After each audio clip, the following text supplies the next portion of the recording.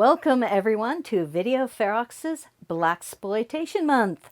Today we're going to be taking a look at, so many good choices, but we're going to settle on Friday Foster, starring Pam Grier, Yaphet Kotto, and a whole bunch of other people you know from the era.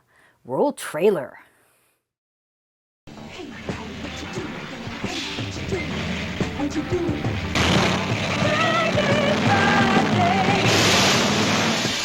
Never fear, Pam Grier is here. Oh, thank you, Jeeves. And she's running with a heavy crowd. Godfrey Cambridge. A marvelous girl. Eartha Kitt. A black goddess come to Earth. Yaphet Kotto. She's just all woman. You're my main man. Scatman Crothers. My sister here. Thalmus Rasulala. You've got guts. Ted Lands Heavy. in Friday Foster. Like who is Friday? Well, first, I'm a woman.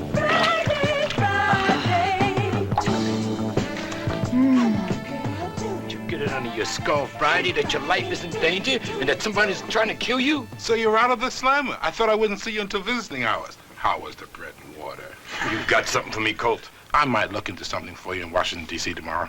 Well, all right, when do we go? You're not going anyplace. No way.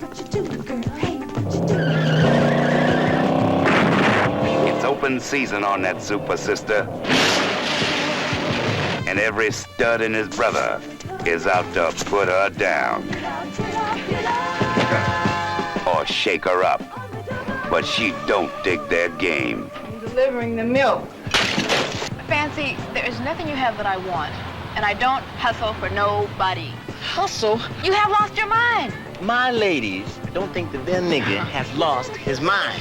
With them bad rags, each one's got her own personal health and welfare plan. You better get out, get out. On the double. You entertain in the middle of the daytime, too? Friday, get it on. Friday. Come on, girl. There's an army outside with enough guns to start World War III.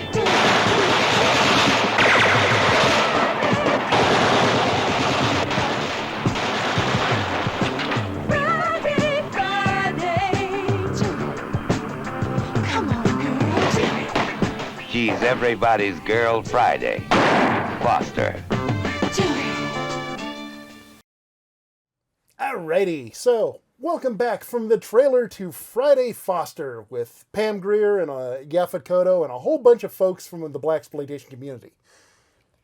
Not You don't just have the the book. You don't have the book with you, did you? I don't have it. It's downstairs. We should totally get the book so you can say, "Look, we've got a book."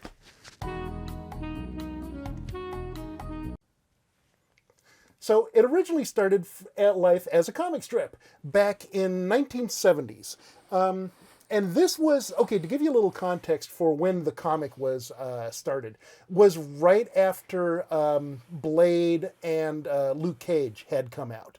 The author of the series was living in the greater Chicago area in Flint, and he realized that when he opened up his Sunday Funnies, every single character was white. And he's just like, wait a second, that's not right.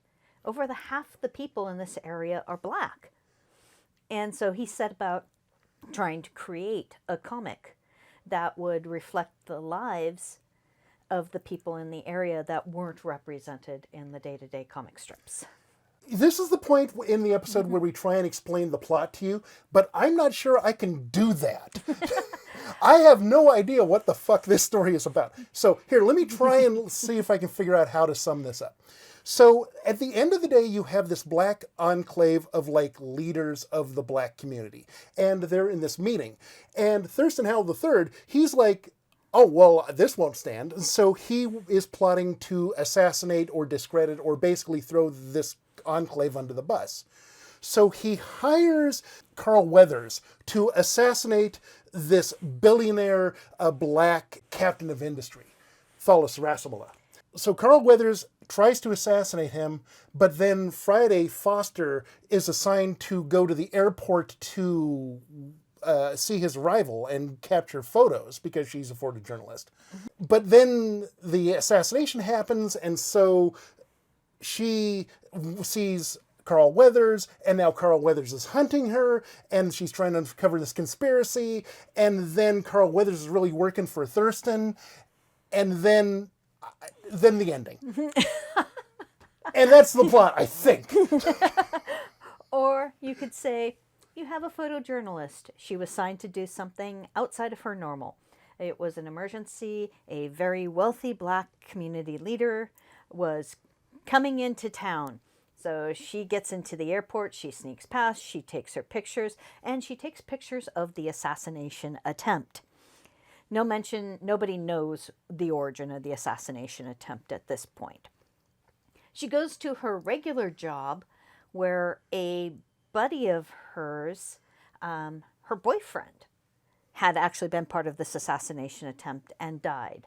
And then the assassins kill off her friend, and she's, next thing you know, getting together with her friends, flying to D.C. to try to get at the root of this. And this is where you discover the black politician who points the finger at the black millionaire, saying that, oh no, that was a trick. He staged his own fake assassination.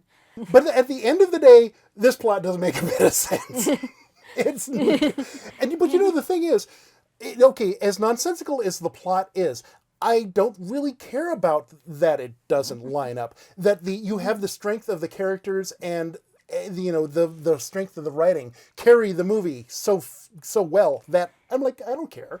Every group of characters, when they're together, their interactions are believable. The writing is phenomenal from that point. The directing is phenomenal, and the editing is phenomenal from that point. As well as the acting, you can see that these characters are comfortable with each other, that they've known each other for a long time. There are no introductions, except when our photojournalist is meeting the politician for the first time. That's an introduction. But a lot of the core characters, you're never given an introduction. You have very much the feeling of you're dropped into a story in progress. You have to gather what the hell's going on and who these characters are and what their relationships are from context and clues in the script. And I will always appreciate a movie that trusts its audience well enough that it says, okay, we're not going to spoon feed you everything. Mm-hmm. Yeah, you've got the little brother who's a conniving little soul. He is totally hustling. Because what he's doing is he's completely 100% hustling Friday's pimp friend, Ted Lansing. He shows up periodically and is trying to woo Friday over to his cause because he has his stable of women. And he's like, well, here, I've got her some Chanel No. 5. Why don't you take it up to her and maybe she'll come over onto my side? And he's like, absolutely, we'll take that up to her. Takes the box, runs upstairs, throws it in his closet, and locks the door. And says, oh, hey, Friday, by the way, your friend's downstairs. Uh-huh. And then he's later selling that Chanel No. 5 to get himself some cash for things that he wants. I mean, he is a conniving little 12-year-old. Interestingly, the pimp really doesn't figure into the movie that much. He's really just more color and background character more than anything. You could easily remove him from the movie and not miss a beat. And I thought it was interesting that the movie really doesn't lean in heavily into the blaxploitation tropes that you usually expect with this sort of movie. No, they don't. The obligatory sex scene was some kissing, some laying down in bed, and that was it. You see, like, Pam's side, and that's about it, but no boobs at all. Not for that scene. You do see boobs in other scenes. But even that is still kind of chaste. The shower scene where Carl Weathers breaks in on Friday is very demure. Yeah, for a blaxploitation film, it is very understated. So Pam, of course, being in the shower, it's obvious that Carl Weathers is going to be struck by her beauty and stumble and totally blow the job. Yes. So I sympathize on him for that. Yeah, no, he has that stumble fall. And He's another, both he and Pam are Hollywood pretty, but that didn't seem to be a qualification to be cast in this movie. The fashion designer played by one of the Catwomen, Eartha Kitt. Eartha Kitt, no longer in her prime, no longer Hollywood pretty. But she's still very fetching. Still a very striking woman, but not Hollywood pretty. And that Hollywood pretty didn't seem to be a casting qualification for this movie at all. Well, you've got Scatman Crothers, Scatman Crothers, that was who it. is a very good face for radio. Quite a few other people, like a lot of the people they had doing the modeling, they were not Hollywood pretty models. The modeling scene was really weird because A, they looked really bored and just kind of robotic and just kind of dead-faced. And B, yeah, they weren't very what you would, if you were going to expect somebody to have Hollywood pretty or just gorgeous and glamorous, would be the fashion models. But they're not. The whole robotic thing, that is something I've seen in snippets of various catwalks, that fashion catwalks, where they're deliberately doing this expressionless or almost angry face. A lot of models on the runway have resting bitch face. I did like the one when they're all exiting the stage and the one stops and throws over her shoulder and gives that saucy, well, you want a piece of this, motherfucker? And then off she goes. So, I mean, the acting wasn't terrible. It was just kind of weird, I guess. I have a feeling that was somebody's delve into trying to get a certain artistic expression. And, you know, some artistic attempts turn out really well and some don't, and this was a don't. Let's get into the acting for a second, now that you brought up Eartha Kitt. She is 100% weapons grade camp. Oh my God. If you thought she was ridiculous in as Catwoman in the Batman series, oh God, you ain't got nothing on that. She is like, oh my God, I'm so like this and oh. Yeah, no, if there's a way to be dramatic with your hands and your face by drawing up your posture, she was doing it. Friday had a little bit of that too when her friend gets stabbed in the back at the fashion show and she comes out and she's, you know, clutching her friend as she's dying on the floor and she gets no to the heavens and is very camp and over the top there too, which I guess is a throwback to the comic strip nature of the book. And that actually held through pretty well through the whole movie. Is you had elements that very much came from a comic. When you look at some of the makeup choices that were done, especially with the men's eyebrows, there were some interesting choices there with the men's eyebrows where it almost looked like they were kind of gluing the eyebrows a little to give them that villain quizzical. It doesn't quite get full-on Japanese no theater exaggeration, but it is overstated for sure. Yeah, it was there in the makeup choices, in the wardrobe choices. I was noticing that a lot of the wardrobe choices were actually things that would be fairly easy to draw. Now, like I said, I haven't got really super deep into the book yet, but at a surface level, the couple of comic strips that I did read did seem to emulate this style an awful lot. You look at the movie, and you just even look at this dress right here. This dress you could easily see being in the movie. It is perfectly in line. It helps that the movie was made in the same era as the comic strips. The comic strips died in 74. The movie was made in 75. So you still have the same fashion sense. And of course, being that, you know, right in the middle of the Blaxploitation cycle, kind of towards the end, it was still very easy to go down to central casting and pick up a pimp that was straight out of the Player's Ball from the Mac. The costuming, of course, for some of the exaggerated stuff was right there and available. Going back to the interactions, I really loved Friday and her detective best friend. Oh, Yaphet Kotto. Yeah, those two had ridiculous amounts of chemistry together. Their interactions together, you very much had the feeling that this is an old friends with benefits relationship. A little bit of romance here and there, maybe, but first and foremost, they're good friends who respect each other and respect each other's expertise in their chosen areas. Another thing that this movie doesn't really have a lot of that you get in other blaxploitation movies is there's not a lot of the strong misogyny. No, there wasn't that misogyny that was all too common. There were a couple little things I took note of that were just a result of the era, when women were less than in a lot of ways. There was the women's right movement happening at that time and kind of falling on its face.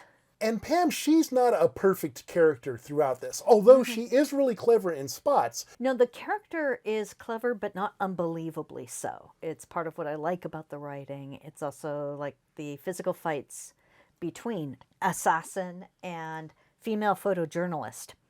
Yeah, female photojournalist comes out a distant second. A photojournalist whose only weapon is in fact her camera that she is going to vaguely use as a club, as opposed to, you know, Carl Weathers, who will beat you to death with his fists. They do have our photojournalist being very impulsive and a little bit careless with the idea of property, especially custom vehicles. The milkman's truck and the hearse. I was terribly disappointed that we didn't get a better car chase out of the hearse, because we don't get a lot of hearse chases in these sort of... Hell, in any action movie I can't think of. Yeah, the stunt work on the cars wasn't as good. The guys taking the headers off the hoods of cars, really impressive. They're really getting hit at really high speeds. That was some nice stuff. Just don't look at the people getting shot. You can see the squibs. Oh, God. The Carl Weathers, that slow motion shot of him getting with the exploding squibs on there. The squibs stand out because it happens early in the movie, and that kind of lowers your expectation for the stunts throughout the movie. And then the stunts start picking up. And, you know, the squibs are like the car chase, where you're going, but then you look at the rest of the stunt work and it's just like, forget the squibs. By the end of the movie, you have forgotten the squibs. The stunt work with the choppers, they got some amazing shots off the choppers. They were obviously taking advantage of those released Vietnam-era pilots for the chopper work. And the fist fights, they were very much 70s choreography, but enjoyable 70s choreography. I loved the shots. Speaking of the helicopter scene, there's this one scene after she's finally getting into the conspiracy, and they say, okay, fine, we're going to take you up to the roof of this big office building, and the black billionaire is going to come and meet you there. And so they get Pam up on the rooftop, and these four kind of skeezy, scary-looking guys show up, and you're thinking, oh shit, it's on. And they cut to this really, really distant shot of the building, and it starts flying in, and then eventually winds up zooming in on Pam from a half a fucking mile away. That is an impressive shot. I really liked that shot. It was obviously a camera hanging out on the landing strut of the chopper, doing this and zooming in on her. He's fixing the rack focus. He's keeping everything framed nicely. The intricacies of doing that shot in the 1970s, doing it today, oh, that's no problem. Doing it back then, fucking amazing. And that's not the only impressive chopper flying you see in this. You've got the rotor blades all too close to tree limbs. You've got more impressive from the air shots that happen as well near the end of the movie when you have the big showdown. That's the interesting thing about the movie, in that it's very light, it's very real, and she's not a super badass. You go look at Coffee and Foxy Brown, and okay, in those two movies, she gets raped and molested both those times. Nothing like that happens here. Everything she does is consensual. And she's not this stone-cold badass that knows Black Panthers or is, a hooker fleeing from the mob. She is just a person. She's just a happy person. She's a person with a normal job, and a normal tolerance for violence and bad stuff going down around her. Which is why I think this movie is a little more forgotten and overlooked than the rest of her resume, because you go into a blaxploitation movie expecting a certain badassness and a certain competency, and while she's certainly competent and badass, it's not up to the level of, Foxy Brown. It's not one of these badasses taking on an entire society by themselves. So compared to your other blaxploitation movies, compared to Foxy Brown and Shaft and Superfly and all that, this really does stand apart. And I think that's why it wasn't quite as well received by the blaxploitation audience. That could be because it didn't have the kind of fist flying. Yes, there were some amazing action sequences, some great fights, some great scrums, but it wasn't Pam initiating or kicking ass and taking names during those scrums. It was definitely an ensemble piece where where Yaphet Kotto got as much screen time and as much importance in the plot as she did. It lacked the hardness, for lack of a better word, that you get in a lot of exploitation, period. It didn't have grit. Well, if you go to the interview with the director in here, it straight up says, I do not see this as an exploitation movie. I don't see this as a blaxploitation movie. I see this as just a fun action flick. And he's right. It was marketed blaxploitation and is to this day marketed blaxploitation, but it is more properly a light action movie with a lot of humor notes in it. But the humor notes are comic, they're campy, but they're not so over the top that you're sitting there going...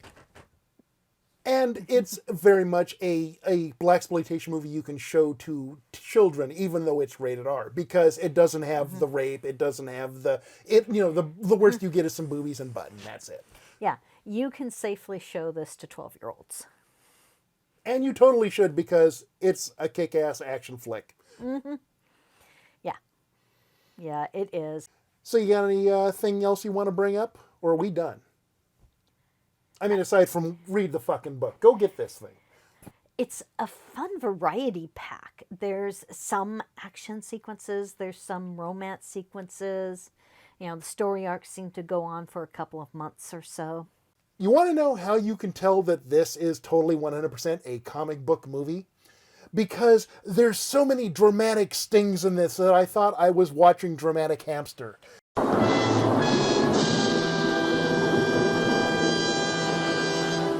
The scene where she gets stabbed in the back and staggers out and collapses to the floor, and all of a sudden...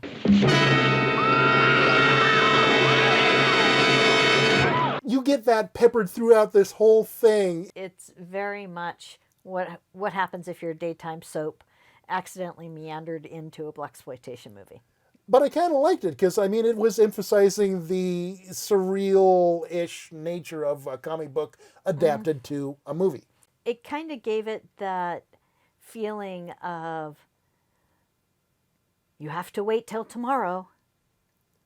With that, because you can't put that kind of pause in a movie.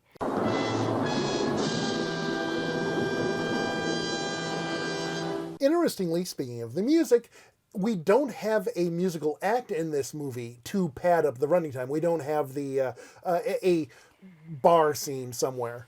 There actually is no live music act, which once again brings us away from the blaxploitation genre, where you almost always have a live music act somewhere.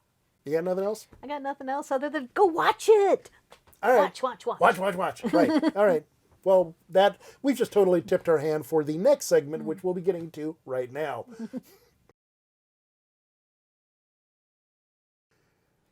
All right, Theresa. So this was your pick for the Blaxploitation Month. It was going through the shelf and just like, what haven't I seen over the years?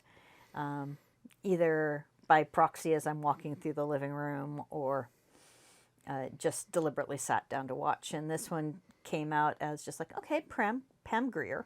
She's good. She's an impressive actress, always interesting. Okay, let's take a look at it. Started reading up on it, and it's just like, oh, it was from a comic book. And then my interest even grew from there, and that solidified the choice. I dug the hell out of this thing. I really, it was fun, it was light, it just kind of a fun adventure romp more than a serious blaxploitation movie. So I really appreciated that. Pam Grier wasn't really kicking ass and taking names this time. It was the rest of the cast that's kicking ass and taking names. She's playing a fashion photojournalist.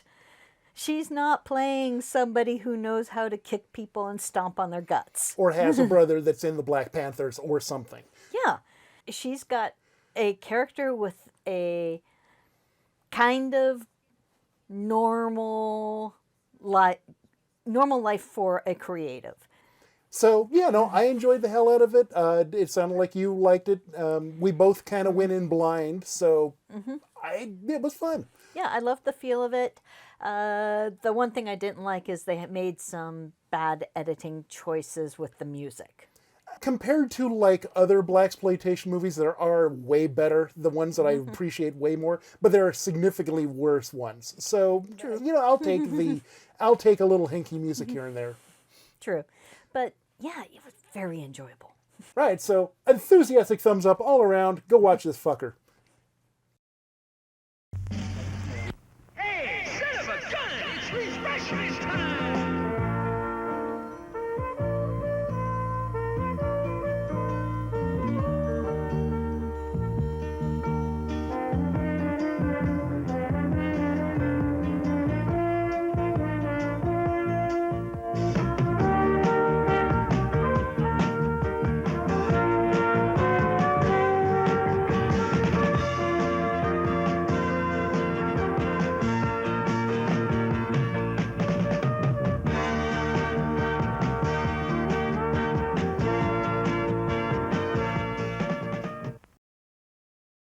And that was our look at Friday Foster. Next week, we will be continuing our journey into the blaxploitation genre with Black Shampoo. We will see you then. Until then, stay evil.